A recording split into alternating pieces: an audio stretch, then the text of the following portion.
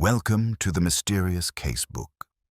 Tonight, Miss Marple steps into a chilling case, the resurfacing of an engraved topaz ring, carrying whispers of betrayal and long-buried secrets. Which truth will the village yield? What detective do you admire most? Tell us in the comments. Now, light a candle and let the mystery begin. Where are you listening from tonight?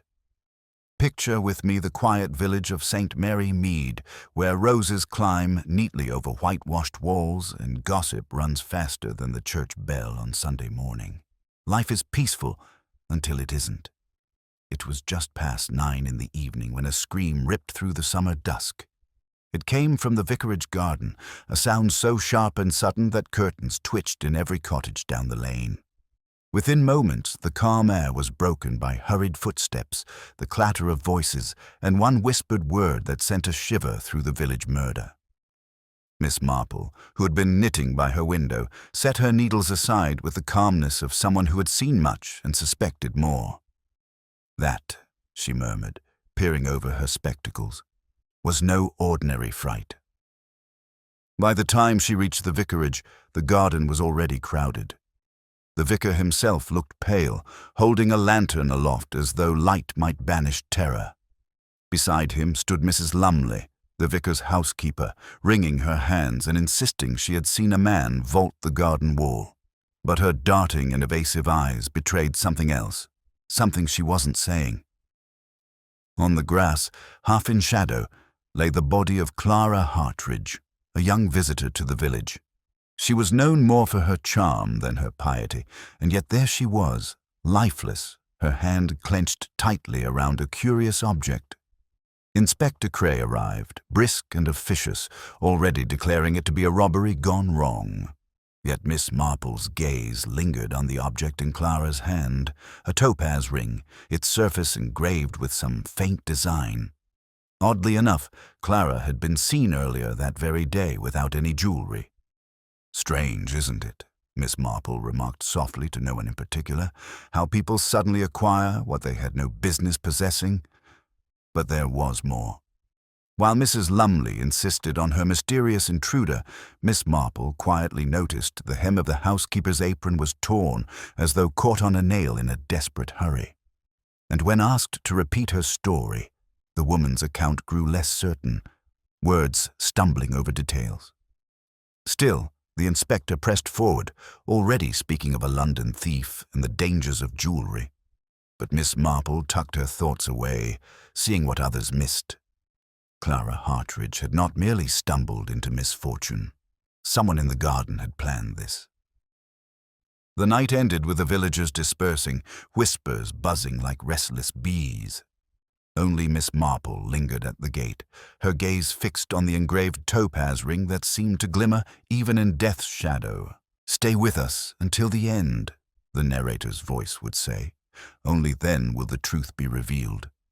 And with that, the case of the engraved topaz ring had begun. The morning after the dreadful discovery, St. Mary Mead looked as though it wanted to return to normal. The milkman's cart rattled through the lanes.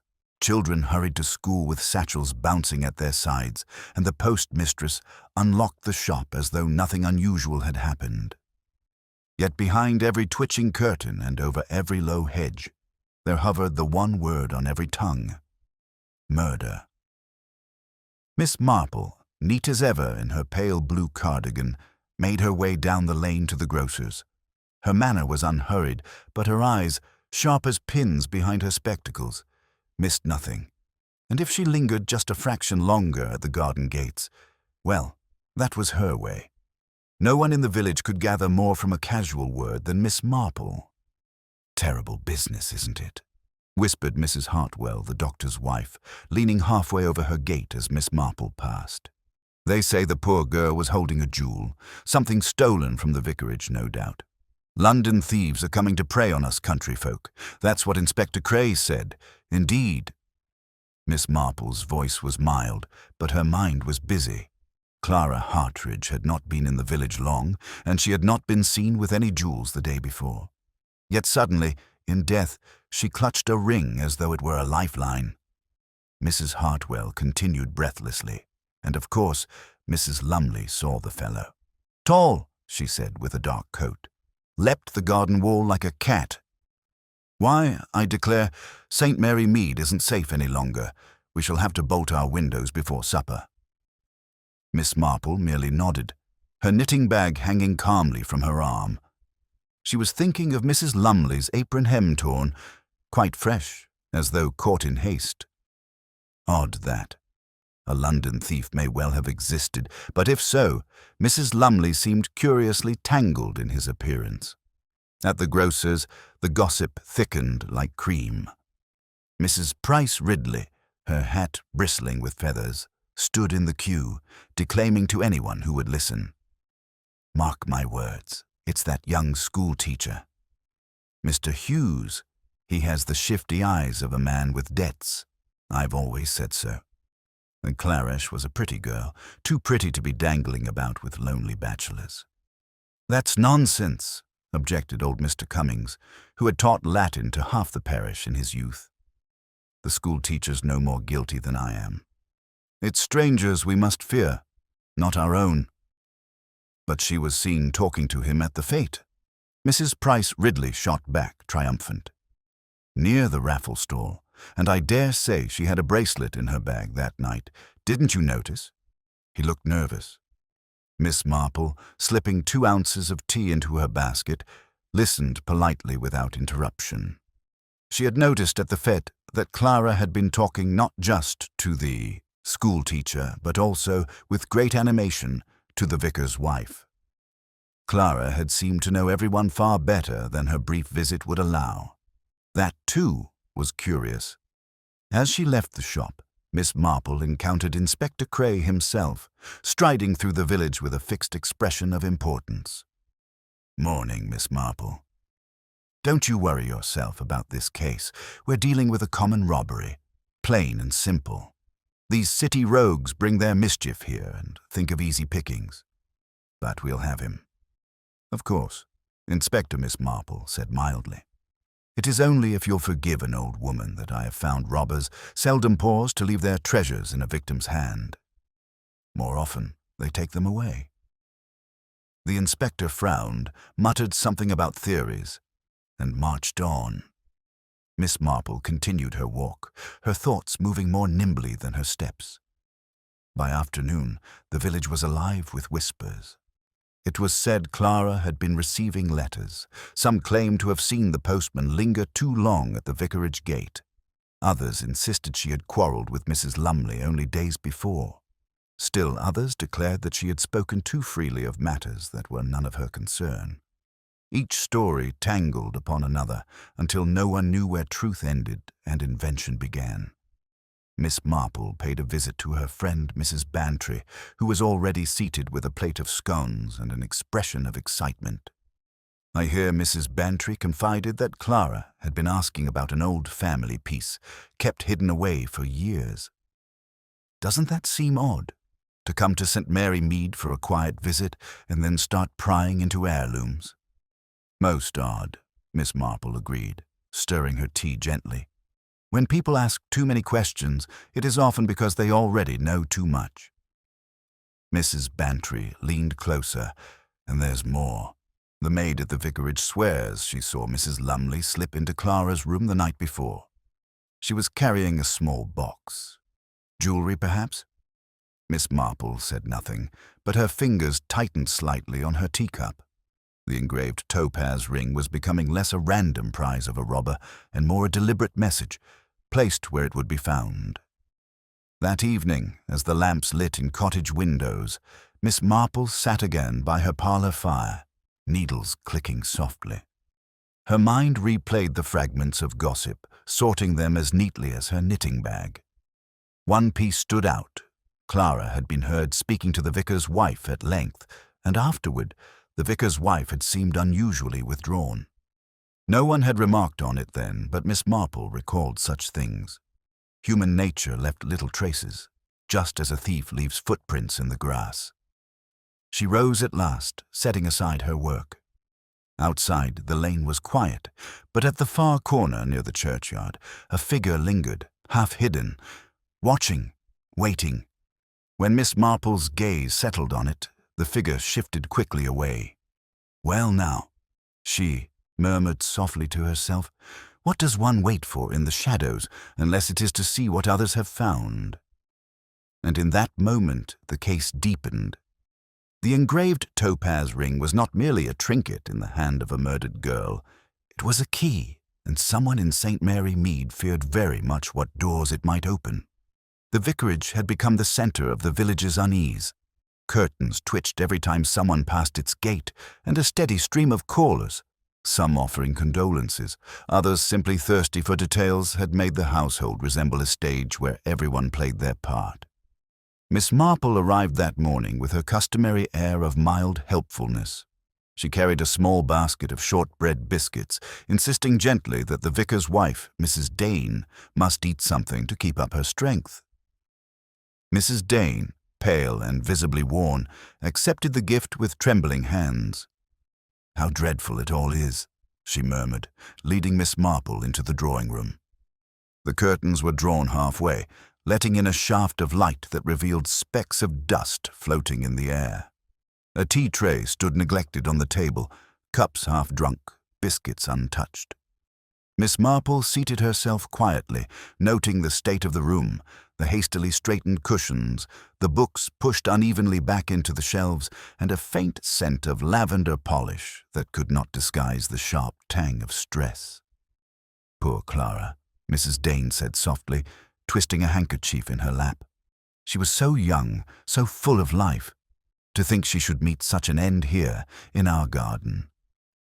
"Yes, most distressing," Miss Marple agreed, her tone calm. "I had the impression, dear, that she had grown quite close to you.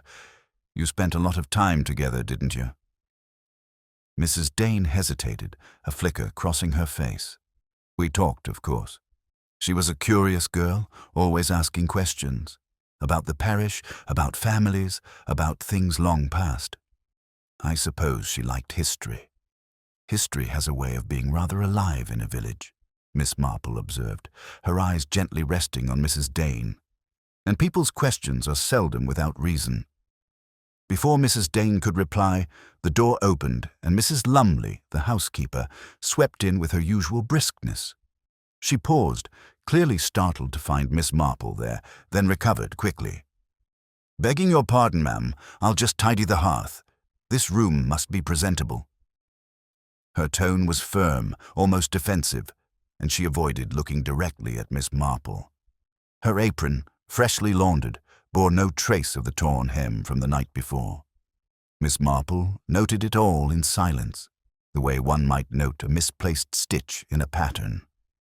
The atmosphere grew taut as Mrs. Lumley busied herself with unnecessary fussing, clattering the fire irons and straightening a rug that did not need straightening. Mrs. Dane's gaze followed her with a mixture of gratitude and unease, as though the housekeeper's presence were both a comfort and a burden.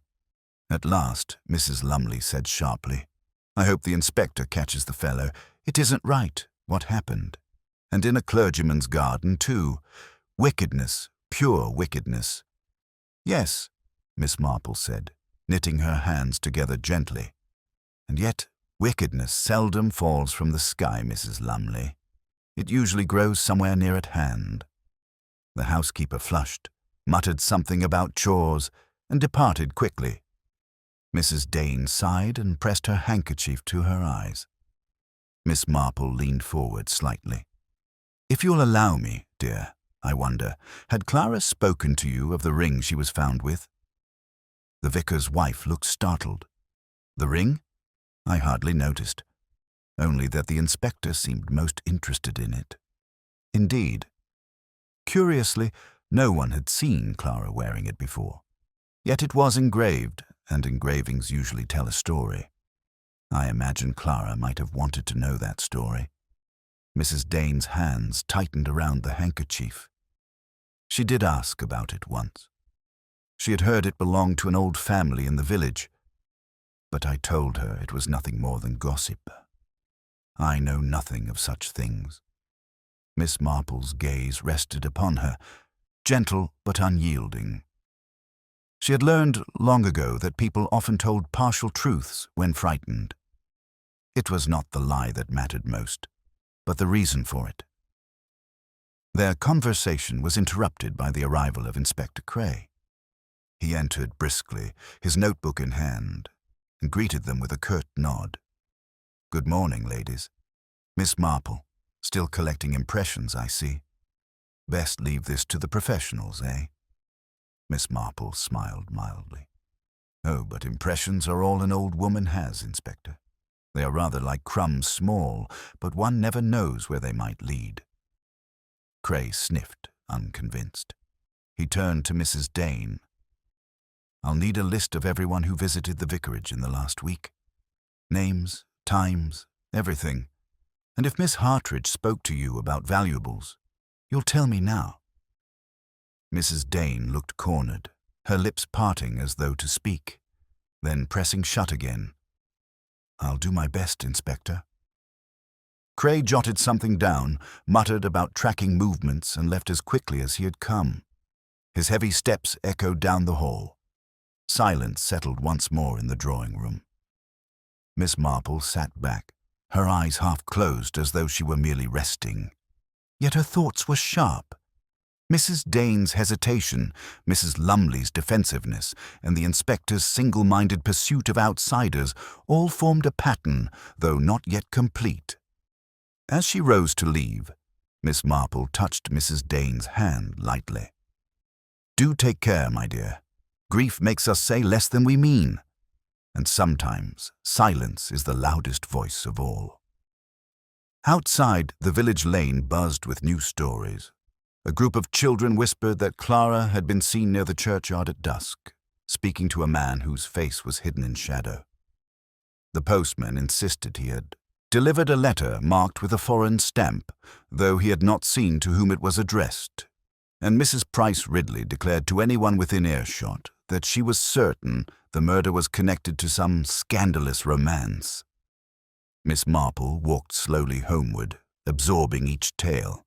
A letter with a foreign stamp, a ring engraved with meaning, a quarrel in the vicarage, a figure waiting in the shadows. Each was a thread, and threads, once woven, revealed a tapestry of truth. At her gate, she paused, glancing across the street. Mr. Hughes, the school teacher, stood there, stiff and uneasy, his eyes darting toward her before he quickly looked away. He tipped his hat in a half-hearted gesture, then retreated into his cottage. Miss Marple smiled faintly to herself. She had seen that look before in young men eager to conceal something they dare not confess, and so the list of the village's suspicions grew longer. But for Miss Marple, the question was never who appeared guilty, but who had the subtle misfortune of seeming innocent. That night, as the church bell tolled 9, a sound drifted across the quiet village, a low, muffled cry cut short as though smothered. Miss Marple set down her knitting at once, her eyes sharpening. Somewhere close by, the shadow of violence had stirred again. The cry that cut through the stillness of St. Mary Mead was not loud, but it was enough to make the quiet lanes uneasy once more. It came just as the lamps were being lit in parlors, as the last shop shutters closed, and as the village attempted to convince itself that the murder of Clara Hartridge was already fading into yesterday's gossip. But Miss Marple, who sat with her knitting by the open window, heard it plainly, a stifled sound, sharp and human, as though someone had tried to call out and been silenced. Without hesitation, she slipped on her cardigan and stepped outside. The evening air was cool, tinged with the scent of wood smoke. At first glance, the lane was empty, but faint footsteps scuffed quickly away toward the churchyard. Miss Marple's hearing was keen. She caught the rhythm of someone moving in haste, trying not to be noticed. By the time she reached the lich gate, the footsteps had vanished. Only the stillness of the graves met her. But a darker patch on the gravel path caught her attention. She bent and, in the fading light, saw a handkerchief crumpled on the ground. It was monogrammed with the initials E.R.D. embroidered in careful blue thread. Miss Marple tucked it into her sleeve.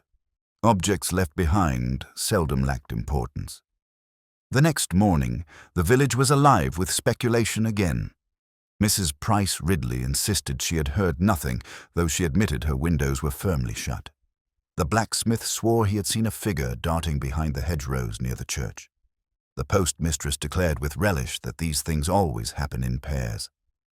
Mark my words, there'll be another before the week is out.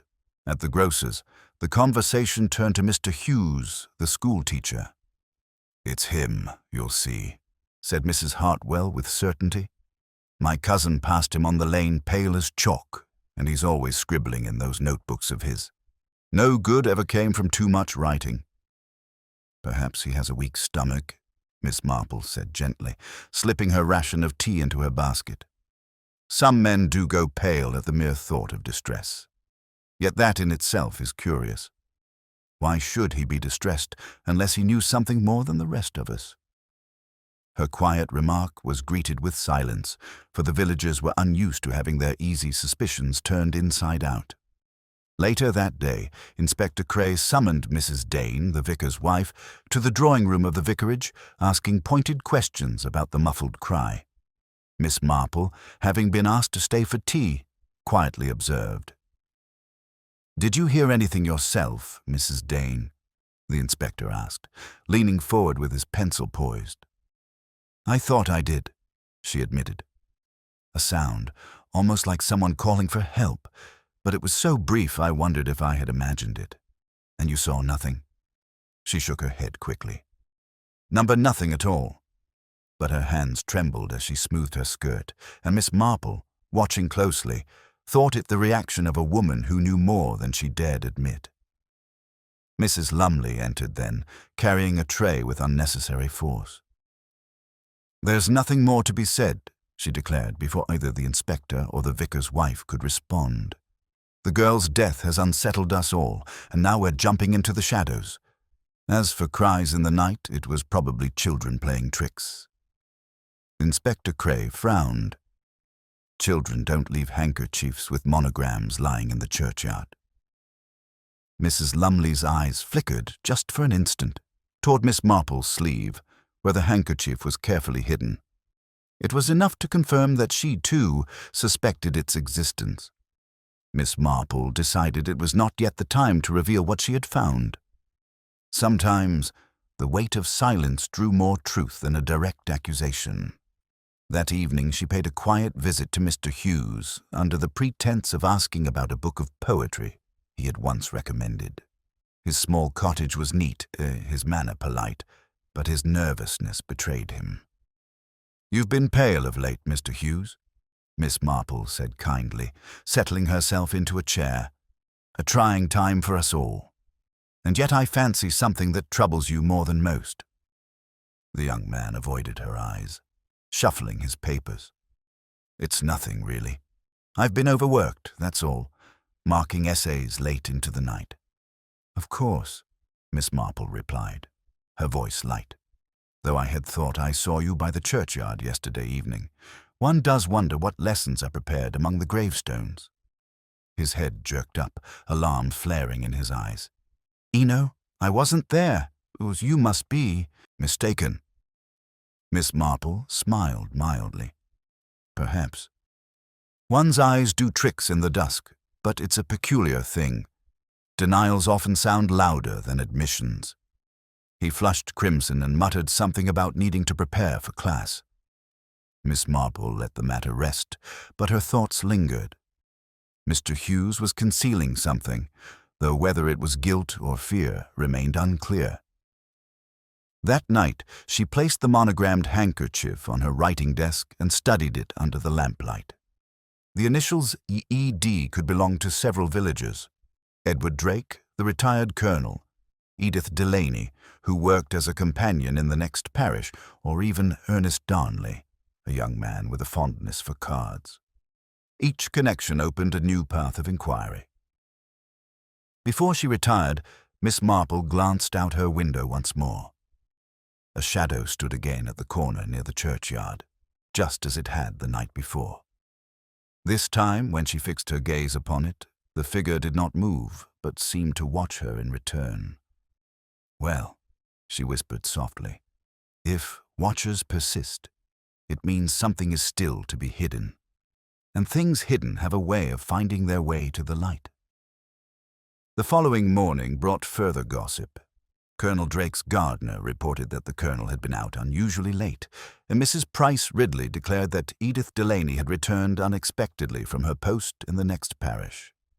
The initials E.D. seemed to echo everywhere, casting suspicion on all and clarity on none.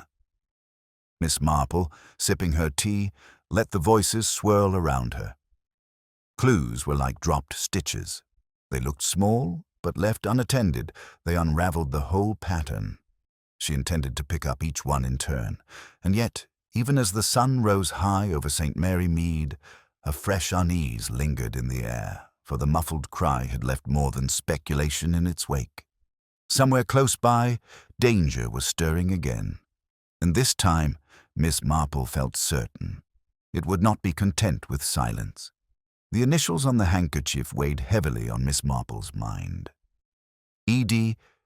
They could point to several directions, but the gossip of the morning had pushed one name to the fore. Colonel Edward Drake.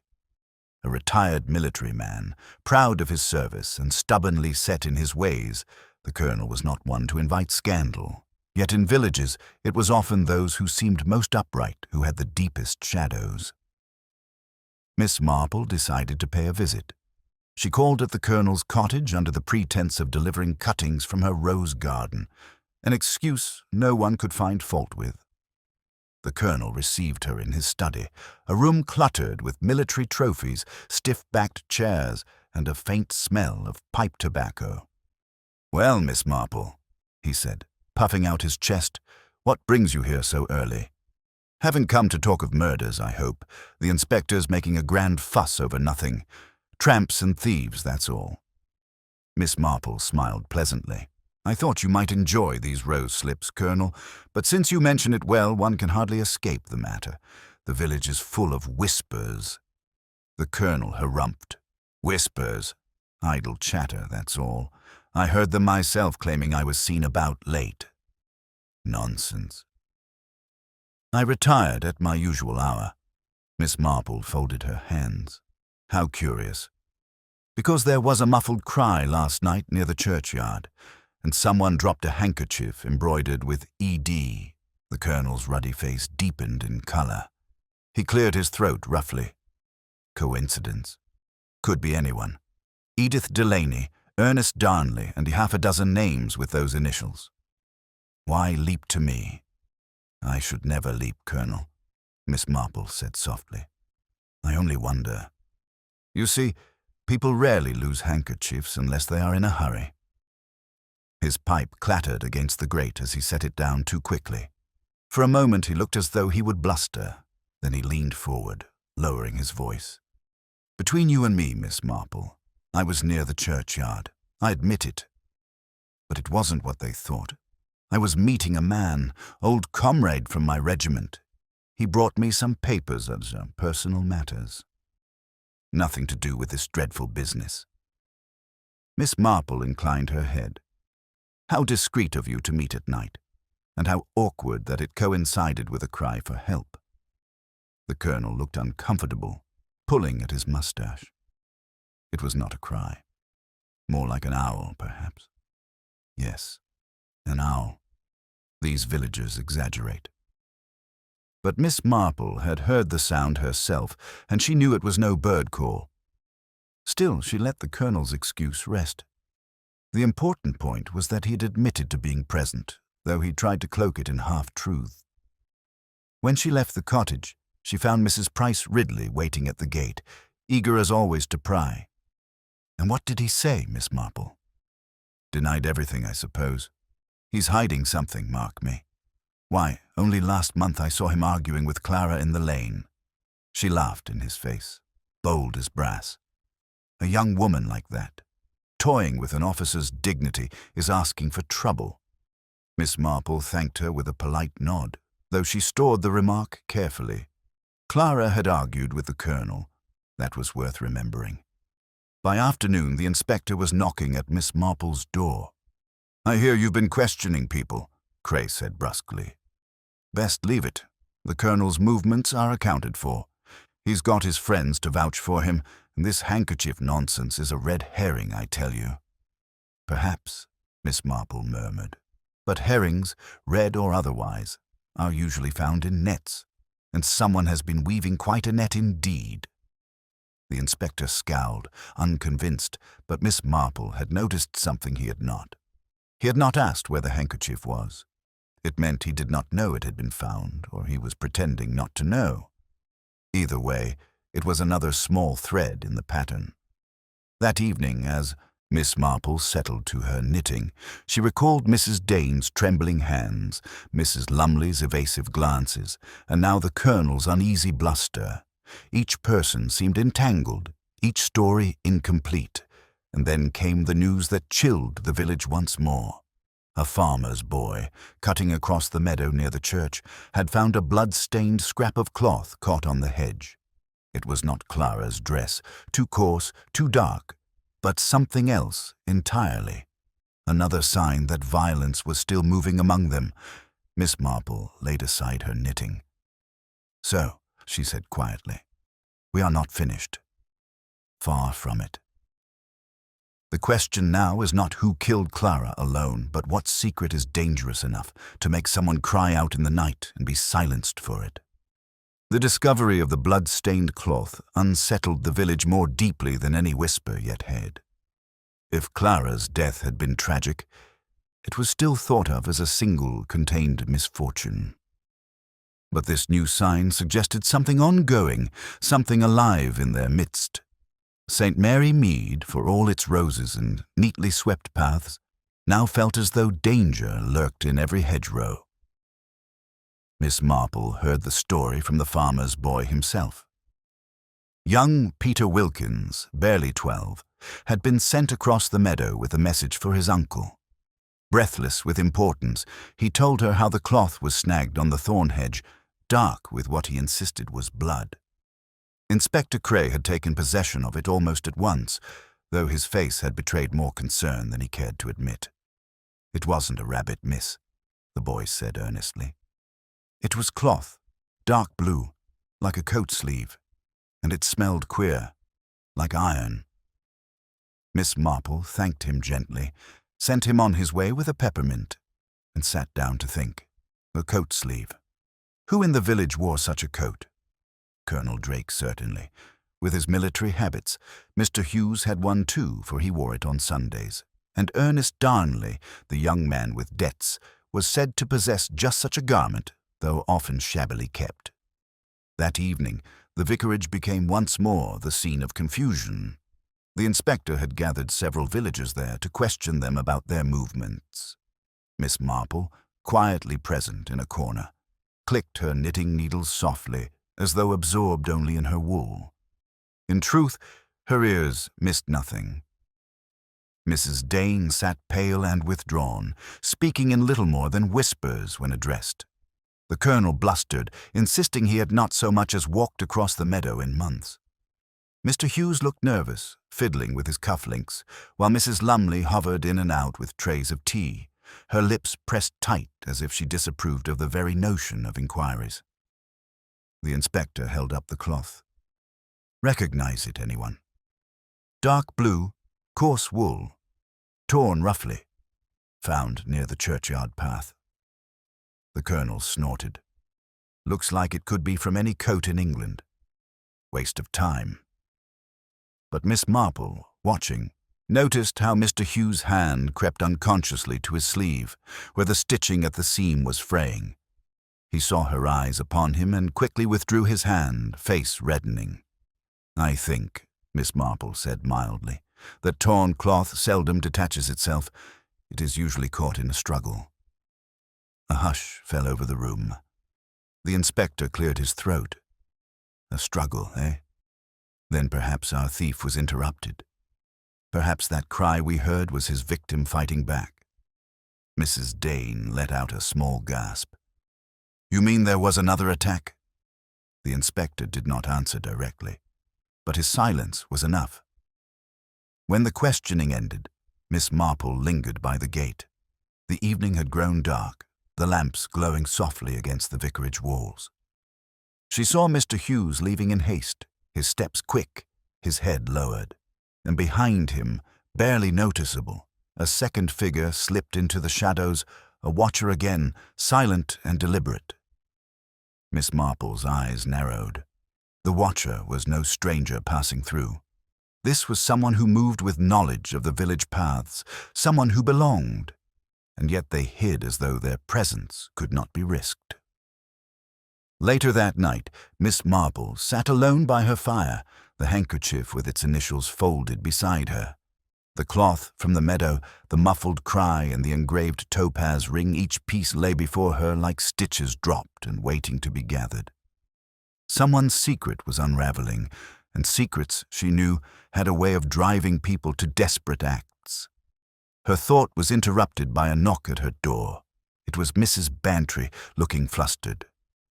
"Jane," she whispered, "something dreadful has happened." They found Mr. Hughes collapsed near the schoolhouse. He's alive, but only just. Someone struck him down in the dark. Miss Marple rose at once, her face grave. The second crime had come, just as she feared. And now the danger was no longer hidden whispers. It walked openly in St. Mary Mead. Mr. Hughes lay pale and trembling on the narrow bed in the schoolhouse, where they had carried him after his collapse. His head was bandaged hastily, the doctor murmuring about concussion and loss of blood. Though weak, his eyes fluttered open when Miss Marple arrived, her quiet presence somehow steadying the frightened young man. "I didn't see them," he whispered hoarsely. "It was too dark. A blow from behind, then nothing." "Nothing," Miss Marple repeated softly. "Ah, but memory is a curious thing. It often keeps fragments, whether we mean it to or not. Perhaps a scent, a sound, or the feel of cloth brushing against yours." Mr. Hughes swallowed. There was a hand. Gloved, I think. Rough, and something for the fellow to button, maybe. I heard it clink on the stones, but when I came to, it was gone. Inspector Cray, standing nearby, shook his head impatiently.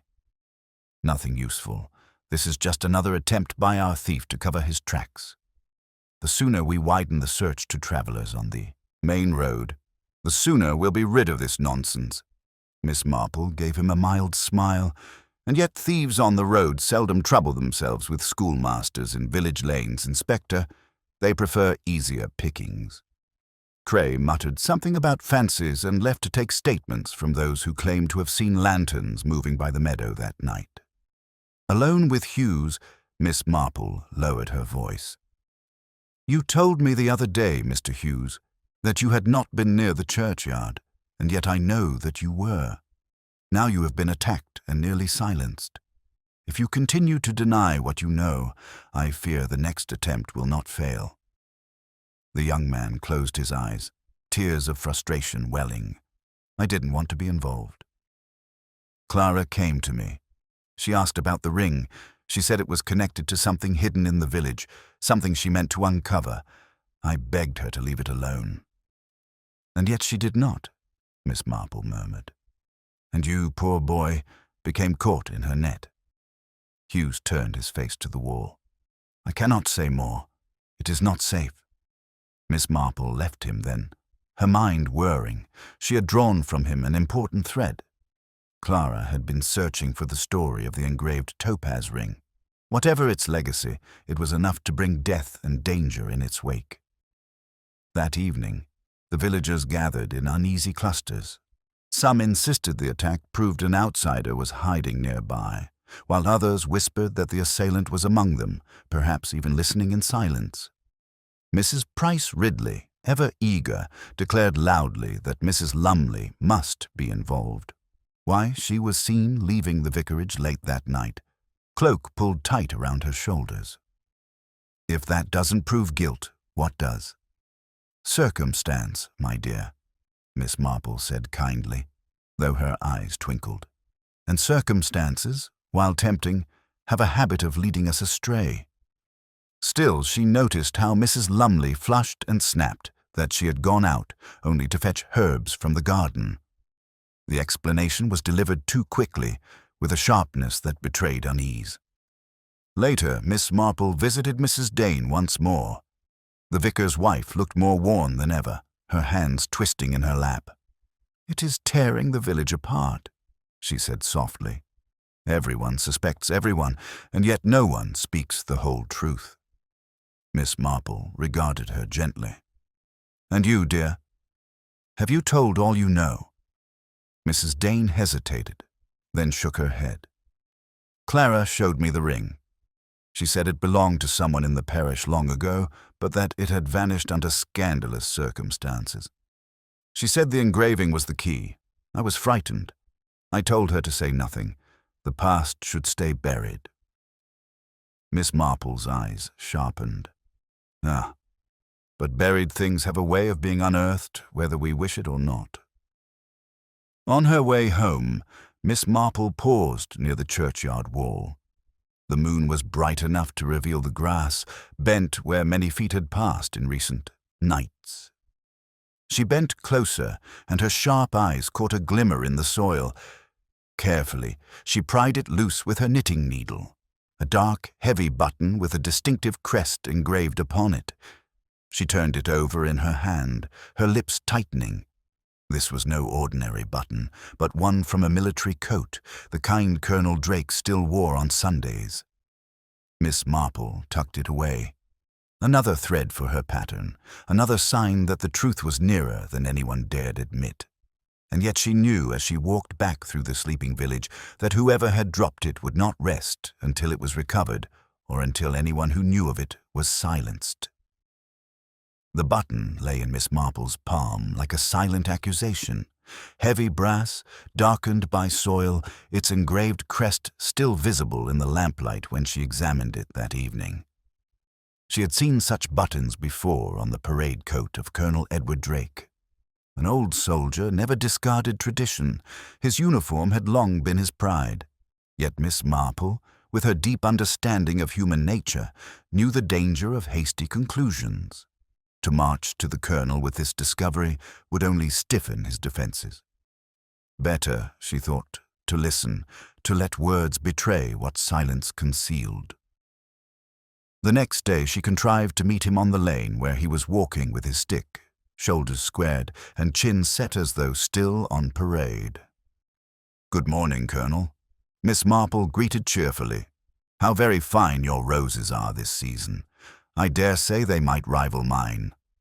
The colonel grunted but softened at the mention of roses. "Good stock, that's the secret. Water at the roots, not the leaves. Discipline in plants as in men." "Quite so," Miss Marple agreed, "though even disciplined men sometimes lose a button or two." His head jerked around, eyes sharp. "What do you mean by that?" "Oh, nothing, Colonel, nothing at all," she said mildly. "Only I have been told that a scrap of dark cloth was found in the meadow, and when I think of cloth, I naturally think of buttons too. Such small things, yet they often turn up where least expected."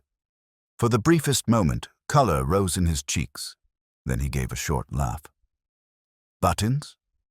My dear lady, I've more than enough. A tailor keeps me well supplied. If any of mine were missing, I'd have noticed." But his hand twitched unconsciously toward his coat sleeve, and Miss Marple, sharp-eyed as ever, saw that one button was indeed gone from its place. She let the silence stretch, only nodding pleasantly before taking her leave.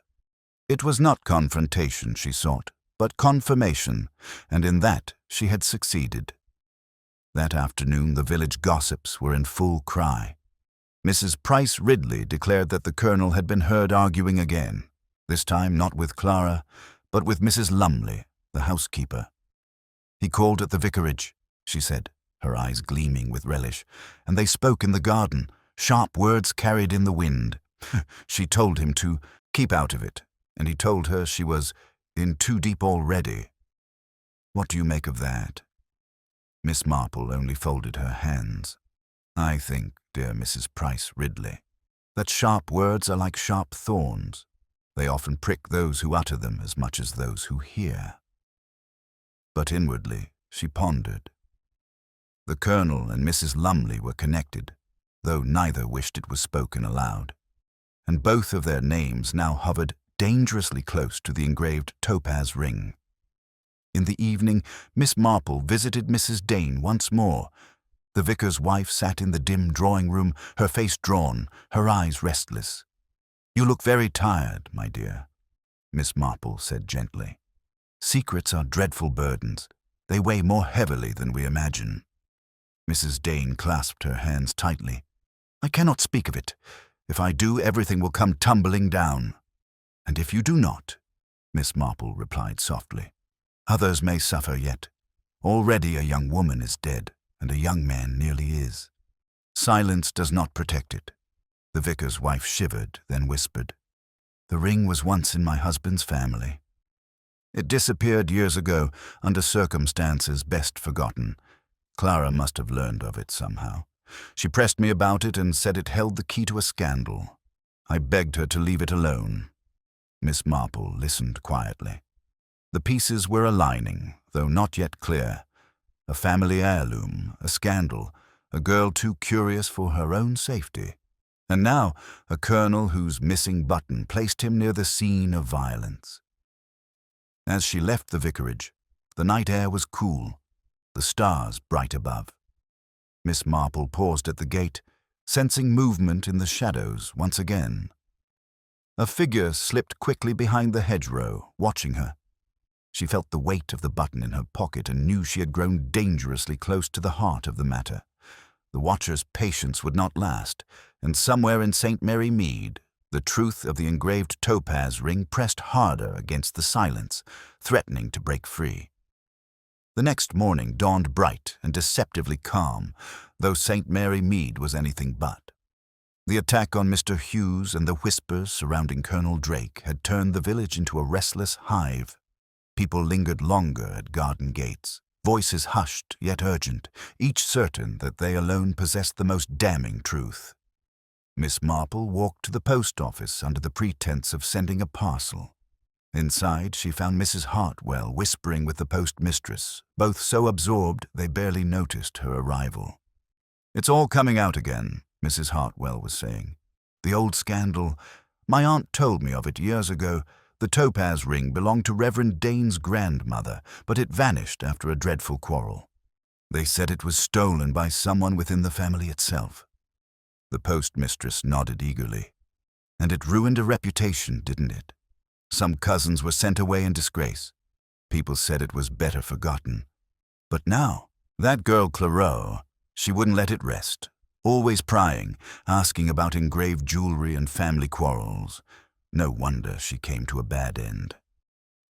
Miss Marple, as she posted her parcel, asked mildly, "And do you happen to recall what the quarrel was about?" Mrs. Hartwell pursed her lips. "Money, of course. Isn't it always? There was talk that the ring had been pledged as security for a debt, then denied, then recovered in secret. But my aunt would never say who was blamed. Only that it caused shame the Danes have never quite lived down." Miss Marple nodded, thanked them gently, and went on her way. Family scandals, she knew, were like seeds buried in the earth. They could lie dormant for years, only to sprout with vigor when stirred. Clara had stirred them, and now the harvest was bitter indeed. At the vicarage later that day, Inspector Cray paced the drawing-room like a caged dog. "It's all tangled nonsense," he declared. "Stories from decades ago. What use are they now? I'm interested in facts, not gossip. And the facts point to an outsider still at large." Miss Marple smiled politely. "And yet gossip, Inspector, has a way of carrying truths even facts cannot quite reach. Human nature repeats itself, whether in this year or 30 years past." The inspector grumbled but did not press further. Meanwhile, Mrs. Lumley stood stiffly by the fireplace, her face hard. "Clara should never have meddled," she said sharply. "The past is the past. Some things are better left buried." She brought her fate upon herself. Miss Marple's eyes twinkled. "I wonder, Mrs. Lumley, whether it is the past that frightens you or the present." The housekeeper glared, then left the room with a slam of the door. Her anger was revealing in itself, for it was more than mere indignation. It had the brittle edge of fear. By late afternoon, Miss Marple called at Mrs. Bantry's, where the drawing-room was already filled with a small company eager for news. The Colonel sat stiffly in a chair, pipe in hand, while Mrs. Price Ridley presided as if conducting a trial. "You admit you were near the churchyard, Colonel," she declared, "and now we hear of a missing button, a torn sleeve, and your quarrels with the girl. What more do we need?" The Colonel bristled, his face reddening. "Circumstantial nonsense. I've told you already. I met an old comrade." Nothing more. Miss Marple, seated unobtrusively by the window, let the accusations swirl. She noticed how the Colonel's hand stayed fixed near his sleeve, as though to conceal its flaw. She noticed, too, how Mrs. Dane, sitting quietly in the corner, flinched at each mention of the ring, her eyes full of unspoken dread. When the gathering dispersed, Miss Marple walked home slowly, turning over what she had heard. The scandal of the past had not merely returned, it had never truly left. Clara's mistake had been to dig too deeply into old wounds, wounds that still bled beneath the surface.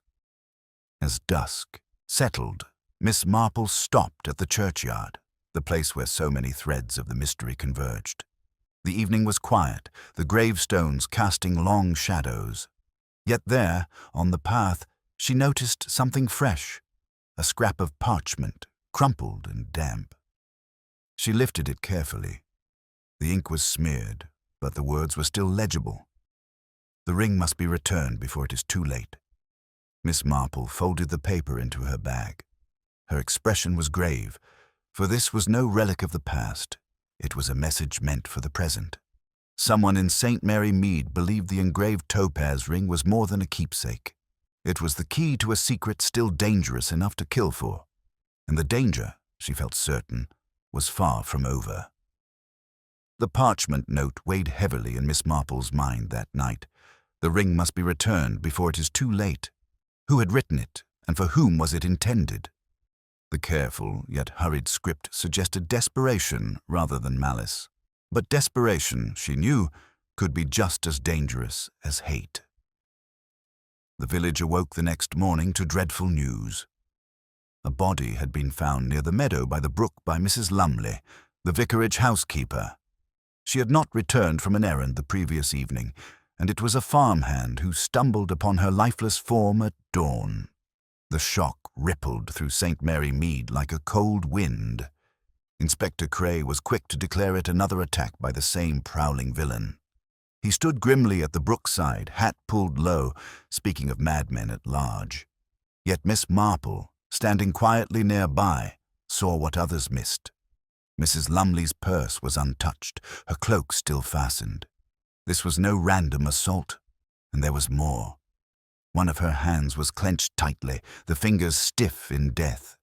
When gently pried open, they revealed a folded scrap of paper. The ink had run, but one word was still legible. Ring. The inspector frowned. Meaningless.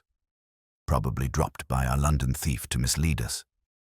Miss Marple did not answer, but her thoughts ran deep. Mrs. Lumley had known something. She had quarrelled with Colonel Drake, spoken sharply of Clara, and bristled when asked about the past, and now she had died with the same word on her lips, or at least in her hand. The village, meanwhile, descended into panic. Mothers kept children close, doors were locked before dusk, and every passing stranger was eyed with suspicion. Mrs. Price Ridley declared that no one was safe until the inspector brought in troops from London. Mrs. Hartwell insisted that the vicar himself must know more than he was saying. Miss Marple, however, noticed something quieter. The vicar's wife, Mrs. Dane, looked almost stricken with relief when she heard of the housekeeper's death. It was fleeting, quickly masked by sorrow, but it was there. A burden had been lifted from her shoulders, though the cost was grim. That evening, Miss Marple sat in her parlour, knitting set aside. The pattern of the case was tightening. Clara had died clutching the ring. Hughes had been struck down for what he knew. And now Mrs. Lumley, too close to the truth, had been silenced. She drew from her pocket the brass button she had found, turning it over once more in the lamplight. Colonel Drake, Mrs. Dane, Mr. Hughes, and even the vicar himself were all now bound together in the dark history of the engraved topaz ring. The question was no longer whether the past mattered, but how far its shadow still reached. As the church bell rang 9, Miss Marple rose and went to her window. Across the lane, a figure stood again in the shadows, watching. But this time, the watcher did not flee. Instead, the figure lifted a hand, almost as though in warning, before melting back into the dark. Miss Marple closed her curtains slowly. She knew with certainty now the scandal of the engraved topaz ring was not a relic of years gone by. It was alive, dangerous, and tearing the village apart, one life at a time. And unless the truth was brought to light soon, more shadows would fall across St. Mary Mead. The death of Mrs. Lumley left St. Mary Mead in a state of smothered hysteria. The little village, so proud of its tidy hedges and orderly routines, was no longer safe. Curtains remained drawn long past morning, and the air of trust that once bound neighbor to neighbor was broken. In its place grew whispers, sharper than knives, each villager eyeing the other with suspicion. Miss Marple, who never underestimated the power of gossip, moved quietly among them, listening. She heard Mrs. Price Ridley declare that Mrs. Lumley had been blackmailing someone who she could not say, though her sharp eyes hinted broadly at Colonel Drake. She heard Mr. Cummings, the retired schoolmaster, argue that it was all tied to foreign letters Clara had been receiving. And she heard the postmistress remark that Mrs. Dane had visited her daily for weeks, always anxious for news from outside the parish. Pieces, fragments, contradictions, Miss Marple carried them all home like snippets of wool, ready to be knitted into a whole. Inspector Cray, however, grew more impatient by the day. He summoned the principal suspects to the vicarage drawing-room, determined to press harder. Miss Marple, under the guise of offering her company to the grieving Mrs. Dane, was quietly present. The colonel stood rigid by the mantelpiece, pipe in hand, though unlit. His uniform coat looked freshly brushed, yet the empty space where a button should have been remained glaringly obvious. Mr. Hughes, pale and still unsteady from his attack, sat nervously in a chair, his eyes darting toward the door as though he longed to flee. Mrs. Dane hovered on the edge of her seat, her hands twisting a handkerchief into knots, and the inspector loomed over them all, notebook in hand. "Let us speak plainly," Cray said. "2 women are dead. A 3rd person has been attacked. Whoever is responsible walks among us still. This engraved ring he held up a sketch of is at the heart of it. Someone here knows why." There was silence. The clock ticked. The colonel cleared his throat. "I'll not have my name dragged through the mud on the strength of a missing button," he said harshly. "Yes, I was near the churchyard. I told you already. Meeting a comrade, that's all." "Who is this comrade?" Cray demanded. The colonel hesitated. His jaw tightened. "A private matter, not relevant to this inquiry." The inspector snorted, scribbling furiously. But Miss Marple watched the colonel's hands tremble ever so slightly as he gripped his pipe. He was hiding something, but pride, not guilt, seemed to be his chief defense. Next, the inspector turned on Hughes. "And you, sir, what did Clara Hartridge confide in you before she died?" Hughes flushed. She asked about the ring. She said it belonged to the Dane family and that it was tied to a scandal. She thought if she uncovered it, she'd prove herself. But I begged her to stop. I swear I had nothing to do with her death." "Begged her?" Miss Marple's voice was mild, but it cut through the air. And why should a young schoolteacher feel so strongly about an old scandal? Hughes opened his mouth and closed it again. "Because she said it involved dishonor, and I couldn't bear the thought of him breaking off suddenly, eyes downcast." Mrs. Dane let out a faint cry. "Please stop. Don't drag it out." Clara knew too much. she found what was best left hidden. Her voice faltered, her composure unraveling. The ring was pledged long ago by my husband's brother to cover debts he could not pay. It caused a rift, a disgrace that nearly destroyed the family. My husband swore it must never be spoken of, and when Clara pressed me, I could not tell her. I feared it would all begin again. Inspector Cray seized on this. So the motive was shame, was it? Protecting a family name?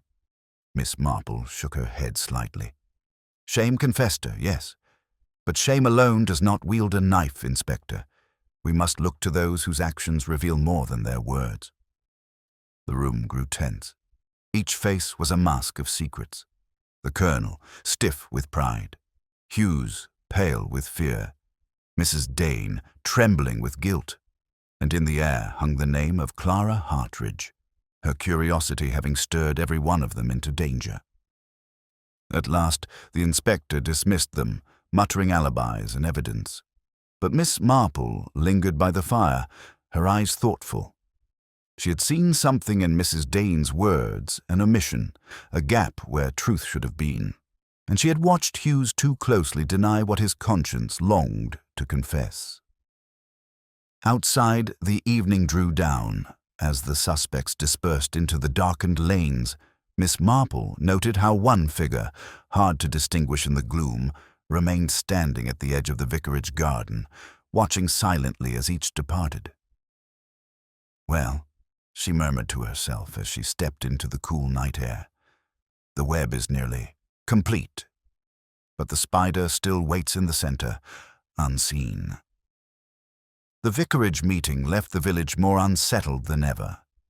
The inspector's questions had revealed fragments of truth, but nothing conclusive.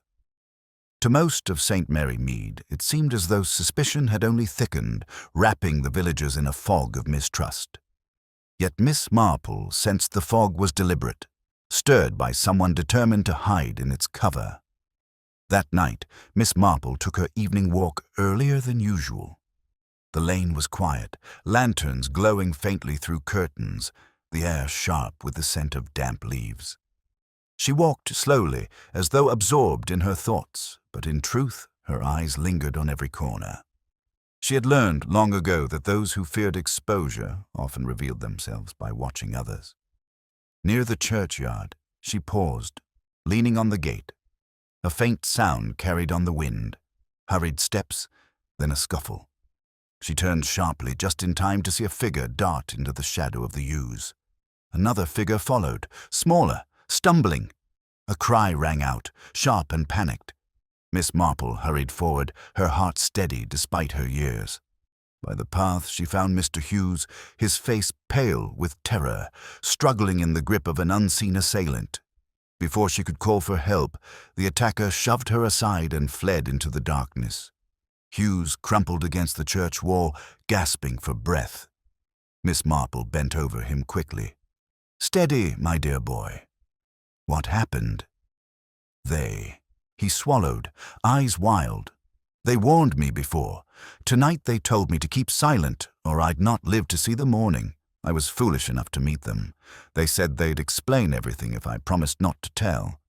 But when I arrived," he broke off, trembling. Miss Marple laid a hand gently on his arm. "It is not foolish to seek the truth, Mr. Hughes. It is only dangerous, and that danger is closing in." From the ground nearby, she picked up a small object the attacker had dropped in haste. A matchbook, damp with dew, its cover printed with the name of a London club. Not the sort of thing a villager would carry. It was both too obvious and too careless. She tucked it away, frowning. The true culprit had grown reckless, pressing their threats more boldly.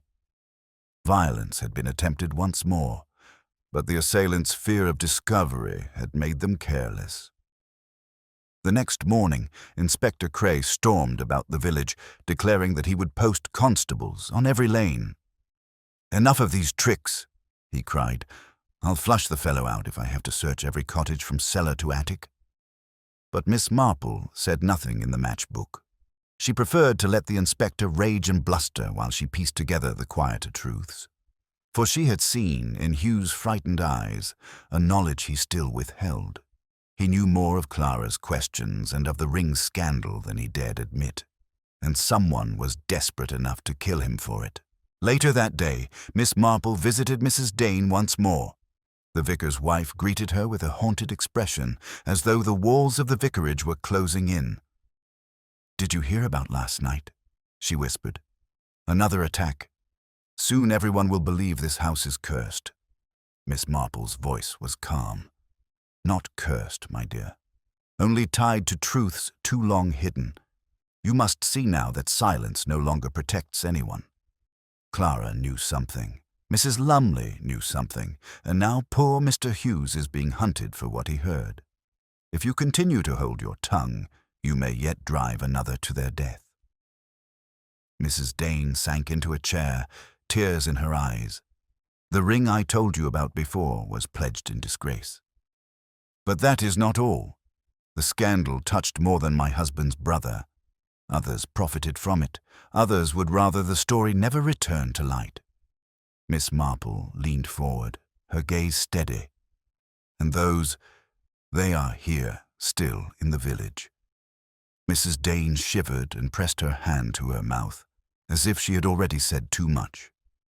When Miss Marple left, the afternoon sun was dipping low, throwing long shadows across the green. She paused at the gate once more, aware of the eyes upon her. The watcher stood further off this time, but the feeling of being measured, weighed, and judged was unmistakable. Miss Marple straightened her shoulders. She had gathered enough threads. The time was approaching when they must all be drawn together, but she also knew that the closer she came to the truth, the bolder the culprit would grow. That night, as she sat with her knitting, she placed the brass button, the parchment note, and the matchbook side by side on the table. Together, they told a story of pride, of secrets, and of desperation. "Tomorrow," she murmured, "it will be time to gather them all."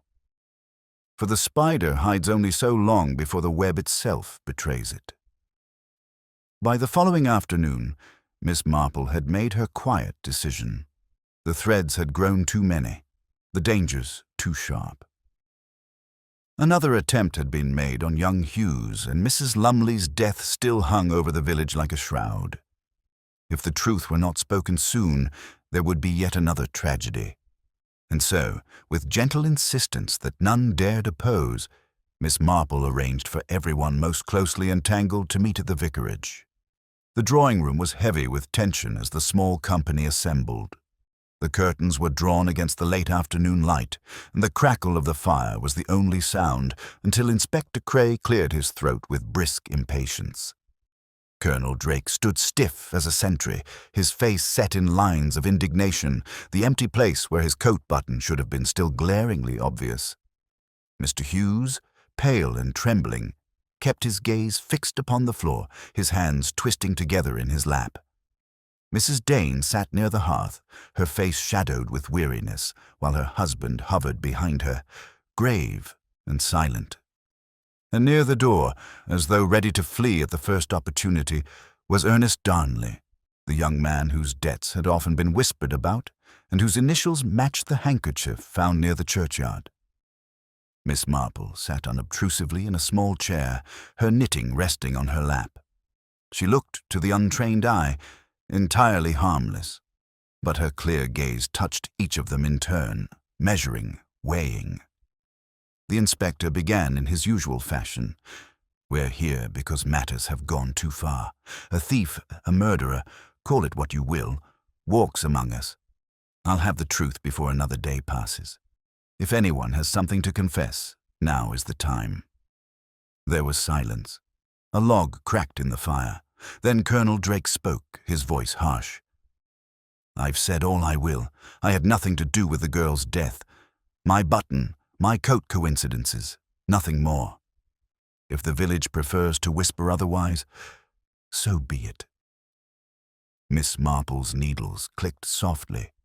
"And yet, Colonel, coincidences have a curious way of arranging themselves in neat little rows. I cannot help but notice how they point, all too conveniently, in your direction." The colonel scowled but said no more. The inspector turned to Hughes. "And you? You've admitted Clara spoke to you about the ring. What else did she say?" Hughes's voice shook. "Only that it had been lost years ago. She said she could tell that if she found out the truth, it would change her life. I begged her to stop asking questions. I think she believed the ring was linked to someone here in the village even now." "Linked indeed," Miss Marple murmured. Her eyes shifted to Mrs. Dane. "You told me, my dear, that the ring was once pledged in disgrace, a cause of scandal for your husband's family. You spoke truly, but not fully. For Clara was not content with whispers of old shame. She discovered who still profited from it in the present." Mrs. Dane gasped, her hand flying to her mouth. The vicar touched her shoulder in warning, but she seemed unable to compose herself. "I tried to stop her," she whispered. "I told her it was dangerous to stir the past. But she laughed and said secrets could not hurt her." And now her voice broke. Inspector Cray frowned. "Are you saying the girl was blackmailing someone?" Miss Marple shook her head. "No, Inspector. Clara had not reached that stage. But she was clever and curious, and she had begun to put the pieces together. Enough, I fear, that others believed she must be silenced." Her gaze fell then on Ernest Darnley, who shifted uneasily under her eyes. "You, young man, were seen lingering near the vicarage garden on more than one occasion. Your initials matched the handkerchief dropped in the churchyard. You have debts, do you not? Debts that would make you vulnerable to persuasion?" Ernest stammered, his face pale. "I was only passing through. I admit the handkerchief is mine, but I lost it days before. As for debts, yes, I have them. But I swear I never harmed Clara. I only wanted the money owed to me." The inspector seized on this. "Owed? By whom?" Ernest clamped his lips shut, refusing to answer. Miss Marple's knitting needles paused, a single loop dangling. How very interesting. Debts owed, a ring once pledged, shame and scandal that touched more than one household. Each thread points to the same tangled knot. And the knot, I think, lies not in the past alone, but in the hearts of those present. The room grew colder despite the fire. Everyone seemed to shrink back, waiting, dreading. Miss Marple looked around the room once more, her voice soft yet firm. "It is time, I think, for the truth to step out of the shadows, for unless it does, the shadows themselves will only grow darker." The clock on the mantel struck the hour. Its chime echoed through the tense silence, each note like a toll of warning. And in that charged moment, every eye turned toward Miss Marple, waiting for what she would say next. The vicarage drawing-room seemed to shrink as silence pressed upon it. The company of uneasy suspects sat like figures in a tableau, each waiting for someone else to break. Colonel Drake stood rigid. Ernest Darnley shifted in restless guilt. Mrs. Dane trembled by the fire, and Mr. Hughes clutched his knees as though steadying himself against collapse. Miss Marple, small and calm in her chair, looked like the least important person present, yet it was she who drew all eyes. She placed her knitting aside, folded her hands, and spoke in a voice so gentle it almost disguised its weight. "The truth, I think, has been staring at us all the while. It lies in the ring, the engraved topaz. It was not simply a trinket, but a symbol. A family heirloom pledged long ago, a cause of disgrace, and later hidden away to bury the shame. Clara, curious and bold, uncovered what too many wished to forget. That is why she died." The inspector stirred, impatient. "Plain talk, if you please, Miss Marple. Who killed her?" "Patience, Inspector," she said mildly. "For guilt is not only proven by acts, but also by the motives behind them. Let us first consider Mrs. Lumley. She feared Clara's questions, for she knew too much of the old scandal. She had quarreled with Clara, yes, but she was not the one who struck her down. She was silenced later because she held knowledge others dreaded might slip from her lips. Mrs. Dane let out a low cry. It is true, she knew. I think she tried to protect us, in her way. She warned me that Clara's questions would bring ruin. Miss Marple nodded gently. Indeed. And then there is Colonel Drake. Much has been made of your missing button, Colonel. You did drop it in the churchyard, though not during the murder. You were there, but for your own reason, a matter of pride and secrecy. Your harshness is real, but you are not guilty of Clara's death. The Colonel's chest heaved with indignation. I told you so, he barked. Yet there was no relief in his face, only a stiff shame. Her gaze shifted next to Ernest Darnley. And you, young man. You did lurk near the vicarage, and you did hope to profit from your debts.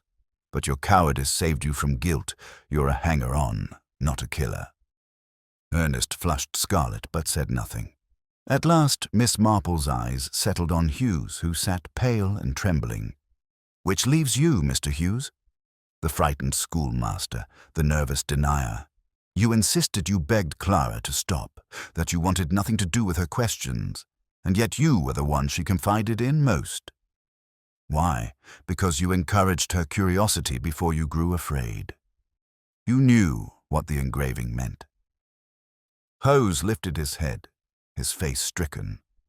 No, please, you must understand. I didn't mean for her to die. The inspector rose sharply. So it was you, then? Miss Marple raised a hand in silence. Not so quickly. Hughes is guilty of cowardice and of silence, but not of striking the fatal blow. His trembling has another cause.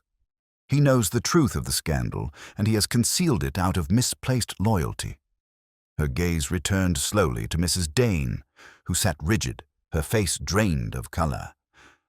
The ring was pledged by your husband's brother, yes, but the engraving of the crest tied it not only to the Dane family, but also to another who profited. Clara discovered that it was your husband himself who benefited from its disappearance, shielding his brother at first, then keeping the secret for his own reputation. It was he she threatened to expose, and it was he who struck her down in the garden. The vicar, who had stood silent until now, recoiled as if struck. "This is monstrous," he cried. "My wife, how dare you accuse?" But Mrs. Dane gave a sobbing cry. "No, Arthur, don't. I can't bear it any longer." She turned to Miss Marple, her eyes glistening with despair. "It's true, isn't it?" Clara saw too clearly. She knew the shame would fall not on his brother alone, but on him as well. And so he. The inspector leapt forward, but Miss Marple remained calm, her voice soft but cutting. "Yes." The vicar, so highly regarded, so concerned with appearances, was the one most desperate to silence Clara, and when Mrs. Lumley realized the truth, she too was silenced. Hughes was attacked to prevent him from confessing what Clara had told him. Pride and fear are dreadful motives, Inspector. They drive even clergymen to desperate deeds. The room erupted with gasps, cries, the Colonel thundering, and Ernest muttering in shock. The vicar's face turned pale as parchment, his protest faltering into silence. Miss Marple folded her hands once more, her eyes steady. "You see, the web is complete. The ring did not bring misfortune, as some believed. It merely revealed it, and those who sought to bury the truth only proved that human weakness, once planted, grows into tragedy." The inspector snapped his notebook shut, his jaw set. "That's enough, Miss Marple. I'll take it from here." But it was already too late for denial. The quiet trap had closed. The days that followed the revelation at the vicarage brought a strange, uneasy calm to St. Mary Mead.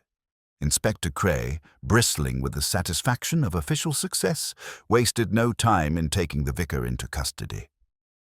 Yet beneath his triumph there was unease, for even the inspector could not wholly shake the disquiet that clung to the village. The scandal, buried for so many years, had been dragged into daylight, and daylight is not always kind. Villagers spoke of little else. Mrs. Price Ridley declared she had long suspected something peculiar about the vicar, though her memory proved less reliable than her imagination. The postmistress whispered that she had seen Mrs. Dane wander the lanes at dawn, pale and hollow-eyed, as though sleep could not visit her. Colonel Drake, though exonerated, kept largely to his house, furious at the villagers' readiness to suspect him. And Ernest Darnley, chastened and humiliated, left quietly for a cousin's farm, his debts still unspoken, but his shame plain enough. Miss Marple moved among them with her usual gentleness, though her thoughts were sharp and steady. She called on Mrs. Dane, who sat in the vicarage drawing-room with curtains drawn, hands idle in her lap. The house seemed empty without Mrs. Lumley bustling about, and silence hung heavy in the air. "My dear," Miss Marple said softly, "the hardest part of grief is often not loss itself, but the fear of what others may think. Yet life continues, in spite of shame, in spite of sorrow. You must try to bear it." Mrs. Dane lifted her eyes, filled with tears. "He was a good man once. I never thought pride could lead him so far. I would have carried the shame myself rather than see it end like this." Miss Marple touched her hand lightly. "We never truly know what burdens another carries, even those closest to us. But remember, evil often begins in very small ways. A little deceit, a little concealment, until it grows larger than one can manage. That is why Clara was dangerous to him, not because she sought to ruin him, but because she saw too clearly." The vicar's wife wept quietly, and Miss Marple sat with her a while, offering silent comfort. When she returned home, she found Mrs. Bantry waiting, full of questions. "Jane, how on earth did you see it when no one else could?" The colonel, the housekeeper, and even young Hughes, they all seemed more likely than a clergyman. Miss Marple smiled faintly as she set her knitting aside. "My dear Dolly, it was not difficult. One only had to notice who sought to control the story." The colonel blustered. "Yes, but he did not try to silence others. Hughes trembled, but fear is not guilt. Mrs. Lumley knew too much, but she lacked the will to act.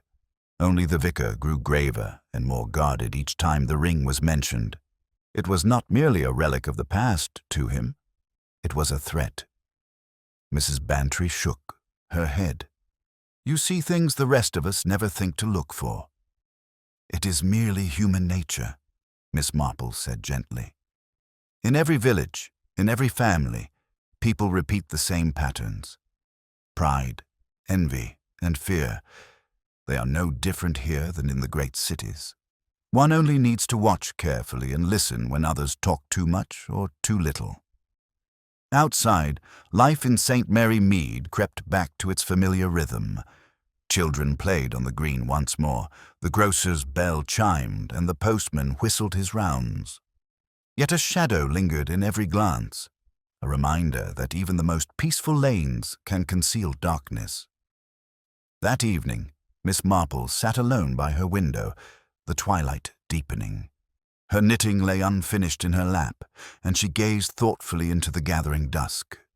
The engraved topaz ring had brought ruin once before, and ruin again now. But the true cause was not the jewel itself, nor even the scandal of the past. It was the simple frailty of human hearts, the weakness that turns pride into secrecy, and secrecy into crime. Miss Marple sighed softly, reaching for her needles once more.